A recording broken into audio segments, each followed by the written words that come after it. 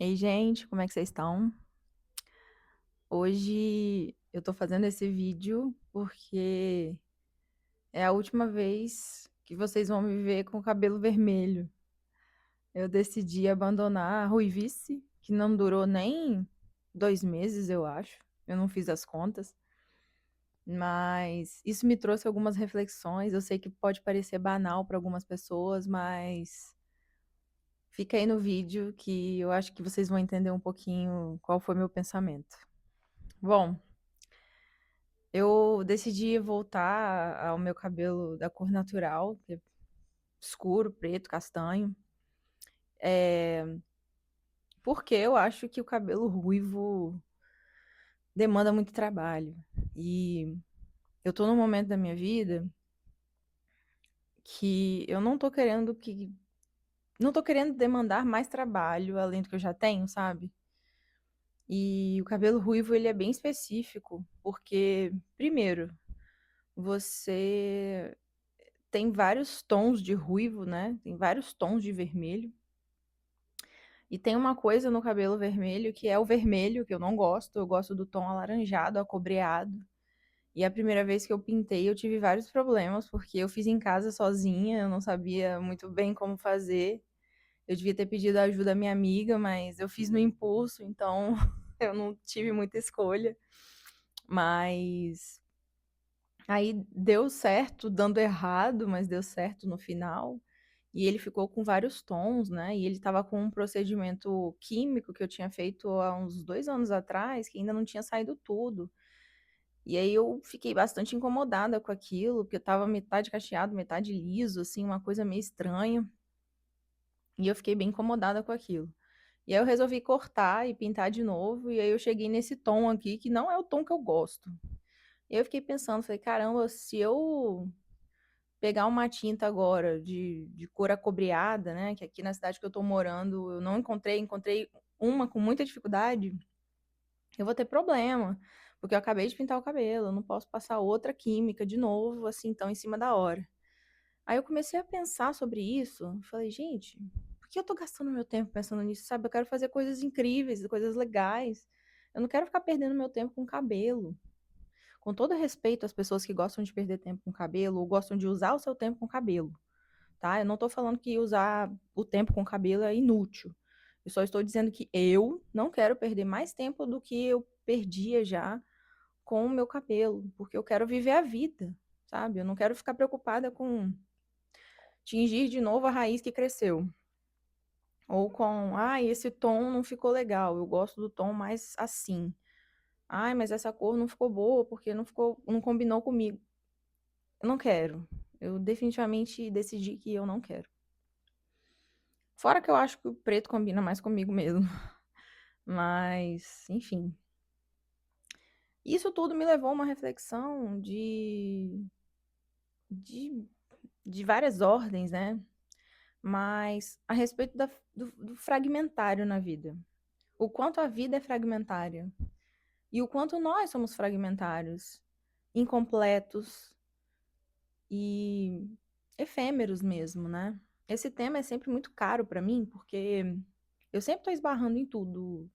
Quer dizer, em tudo que eu falo, eu tô sempre esbarrando nesse tema, que é a incompletude, a efemeridade da vida, a impermanência, né?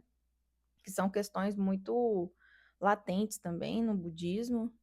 Eu sou budista. Então, eu fiquei pensando, cara, se um dia eu penso em seguir talvez uma vida monástica, porque eu sei que não é agora, talvez num futuro mais distante, eu penso sobre isso, não estou dizendo que isso vai acontecer. Eu tenho que me desprender das coisas cada vez mais.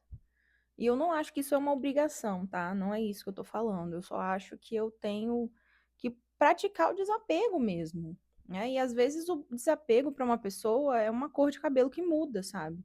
Para outra pessoa é doar as roupas que não usa mais, que estão ali guardadas há muito tempo, ou doar livros, né? Como eu fiz recentemente, eu doei vários livros para o meu irmão, que é uma pessoa que eu amo, uma pessoa maravilhosa e que é como se eu tivesse ainda os livros, porque os livros estão com ele, sabe? Eu sei que estão com ele e estão comigo, sabe? Porque ele é meu irmão.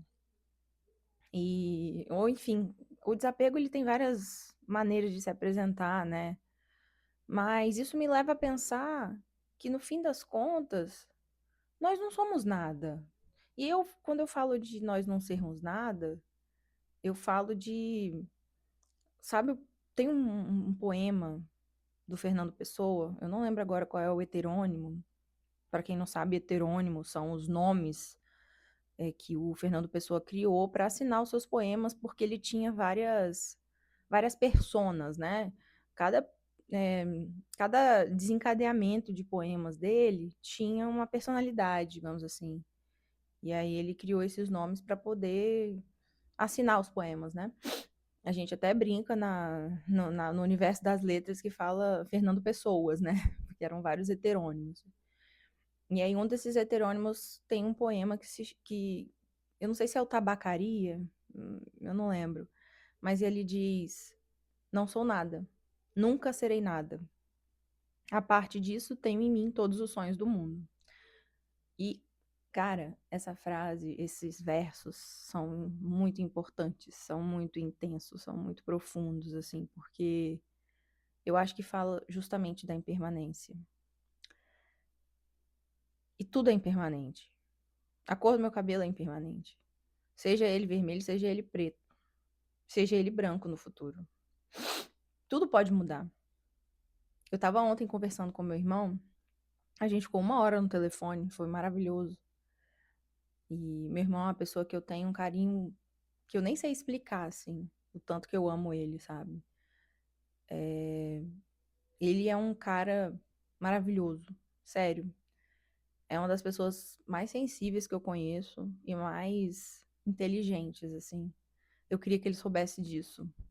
E eu torço para que um dia ele saiba, porque ele realmente me orgulha muito. A cada dia que passa, ele me surpreende com as coisas que ele fala, ele nem sabe disso. Mas ele é uma pessoa incrível.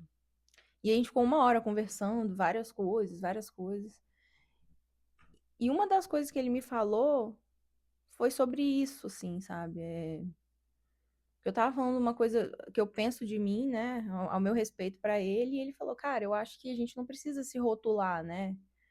Nós somos.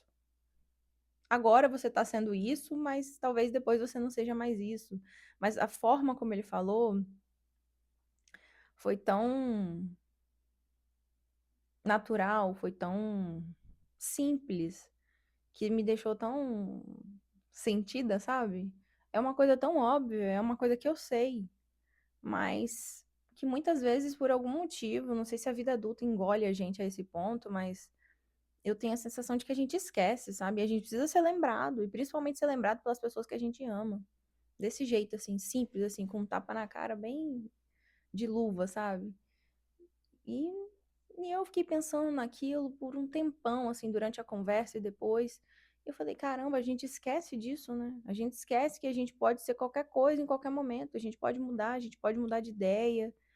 E ele falou, não significa que se eu mudar de ideia eu vou estar errado, só mudei de ideia. Naquele momento eu vou estar certo, tendo mudado de ideia. Eu falei, gente, é realmente isso, sabe? Nós não somos nada porque a gente não é fixo.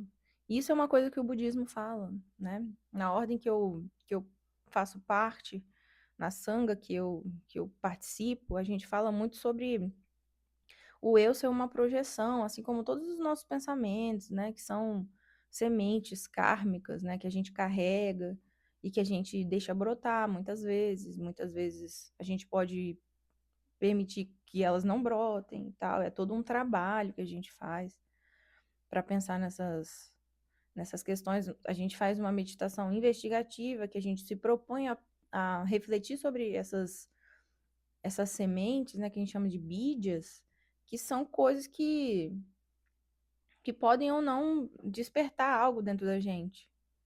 Né? E que, na verdade, despertam coisas o tempo inteiro, assim. Só que muitas vezes a gente não está atento a isso, não tá. Não presta atenção mesmo. Não está consciente nos instantes em que essas coisas se passam. Então, quando a gente fala que a gente não é nada, significa que o eu, que o ego, é uma coisa extremamente mutável, extremamente incompleta, extremamente efêmera, que o tempo todo tá passando por mudanças, o tempo todo tá se percebendo e se deixando ir também, sabe? E você diz, eu sou. Não, nós não somos, nós estamos. Porque um dia a gente vai morrer, todo mundo vai, vai embora, sabe? E aí cada um acredita no que lhe convém, né? Mas uma coisa é fato, nós não estaremos mais aqui, sabe? Nossa durabilidade aqui é curta.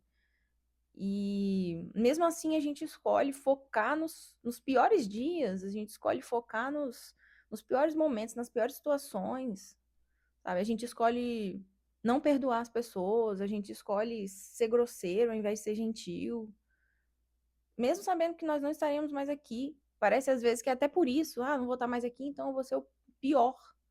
Mas eu não consigo entender esse tipo de pensamento, sabe? E eu fico pensando, o que que isso tudo tem a ver com o meu cabelo? E por que que meu cabelo despertou isso? Porque um cabelo é uma coisa passageira, efêmera. A pele é uma coisa efêmera. A unha é uma coisa efêmera. Tudo isso vai acabar e tudo isso não tem eternidade para isso, sabe? A única coisa que existe na eternidade é a memória, sei lá, o amor. O amor é uma coisa que eu penso muito, que tem essa essência da eternidade, assim, sabe? Porque uma pessoa morre e você ama ela ainda. E ama ela enquanto você tá aqui. E aí você morre e a pessoa que te ama você depois que você morre. E isso vai se eternizando, sabe? Isso é muito lindo, assim. Tem um texto da Clarice Lispector aqui nesse livro que a Olga Borelli, que era amiga dela, escreveu para ela. A amiga dela escreveu sobre ela, perdão. O título é Esboço para um Possível Retrato. E a Clarice fala assim, ela fala da necessidade dela de escrever, né? E fala sobre o amor em determinado trecho. Eu acho que foi numa conversa em que as duas estavam tendo ali, aí em algum momento a Clarice Lispector dá alguns conselhos, né, para Olga e vai falando sobre si mesma. Ela diz: conselho, fique de vez em quando sozinho, senão você será submergido. Até o amor excessivo dos outros pode submergir uma pessoa. Ficamos em grande silêncio, provavelmente mergulhadas ambas nas nossas vidas mútuas. Nós todos lutamos pela coragem de existir, pela confiança em nós mesmos e nos outros. Tudo o que fazemos nos agrada porque nós somos, você e eu, que o fizemos. Eu te conheço até o osso por intermédio de uma encantação que vem de mim para ti. Só há uma coisa que me separa de você: o ar entre nós dois. Às vezes, para ultrapassar esse quase cruel afastamento, eu respiro na tua boca, que então me respira e eu te respiro. Mas só por um único instante, senão sufocaríamos-nos. Seria o castigo que se recebe quando um tenta ser o outro. E aqui é a parte que eu mais gosto. Me dá um carinho pela raça humana. Nasci para amar os outros.